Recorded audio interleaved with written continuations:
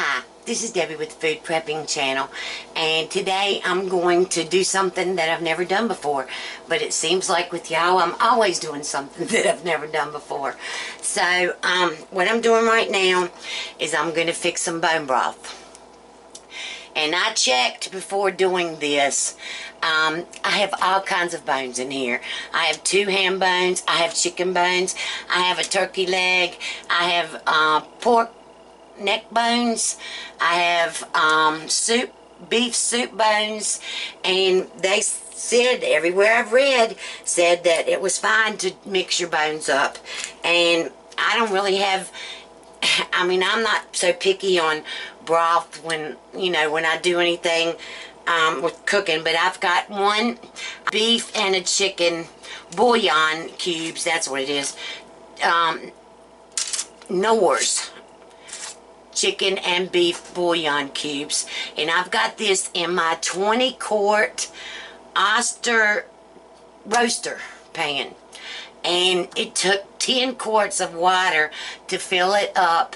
And I've got 3 medium-sized onions that I cut up with the peeling in here and everything, because they say that's supposed to be good.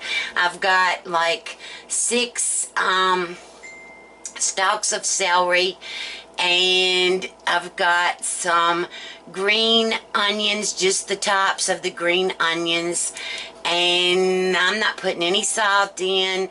I'm not putting any carrots in it. I heard that carrots really didn't go in here. I know it's part of the mirepoix, but I'm just not going to put them in. But it's full of different things and all the bones and all. And I'm going to turn this on 200 to, now I'm going to go 250 to start it and get it hot. It's plugged in.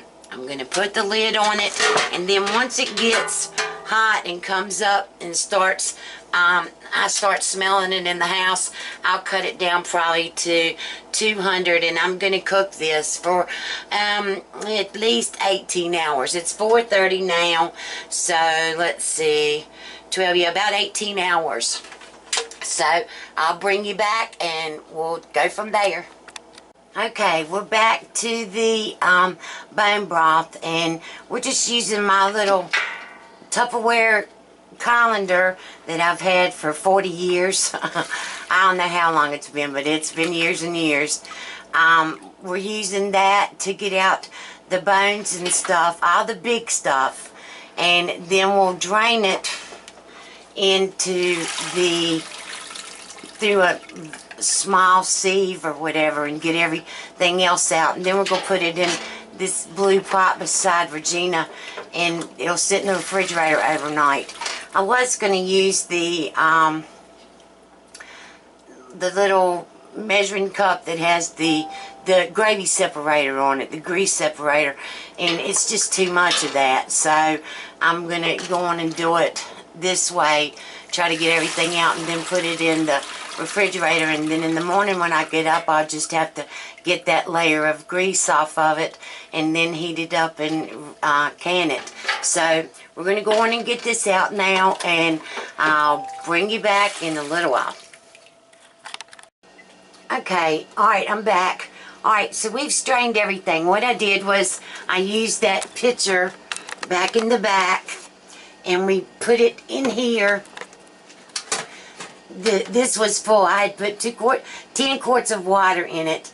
So we strained, took the pitcher, and then I held this, and we put it in the big pot behind me back here, and strained it all out. And now, let me show you what's back here. I'm going to turn you around really quick. Alright.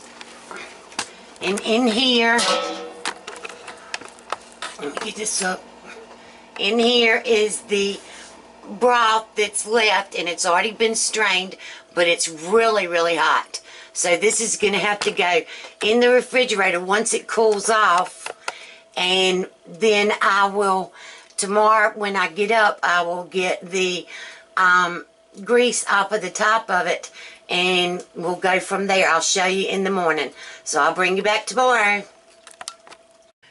Okay, I'm back. It's the next day, and I got up this morning and got all of the fat off of the bone broth, and you can't see down in here, but it wasn't very much. It wasn't very much fat at all. It was just really kind of weird. But I have reheated this, and now I'm getting ready to can it. I have 7 jars. If I can't get, I'm just going to do 1 load today. It's 3:30 in the afternoon. Regina gets off at 5.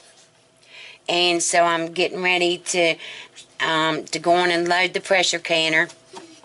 These have been washed.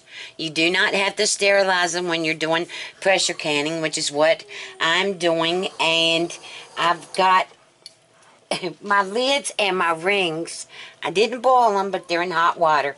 And I know it, you know, I heard somebody say this morning, old habits are hard to break, and that is true. I mean, I'm used to soaking my lids and my rings in hot water, and you don't have to do that now. But I'm going to go on, and you have to pressure can these for 30 minutes in the pressure canner. Mine is between 10 and 11. It usually stays. I really can't get my pressure canner down to 11. It usually stays between 11 and 12, and that's on 3, and sometimes I've cut it down to 2. So my stove runs a little bit high, but I'm going to go on and fill these up, and I'm going to fill them up about a ½ an inch from the top. And when I get these jarred up to go in the pressure canner, I'll bring you back. Okay, I'm back. Alright, I have 7 quarts in my pressure canner of the bone broth. It made 8 quarts, and I just put it in a plastic bowl with the lid and put it in the freezer. Instead of starting the pressure canner for just 1, which I've got a lot more things that I'm going to be doing, but today, like I said, I'm just going to be doing this 1. And so I'm letting my pressure canner come up now to, well, it's not coming up to pressure, it's got to come up, and it'll vent for 10 minutes, and then I'll put the little thingamabobby on there and get it up to between 10 and 11 pounds of pressure, and then I'll start counting down, and it's 25 minutes for quarts, 20 minutes for pints of this. So I will bring you back.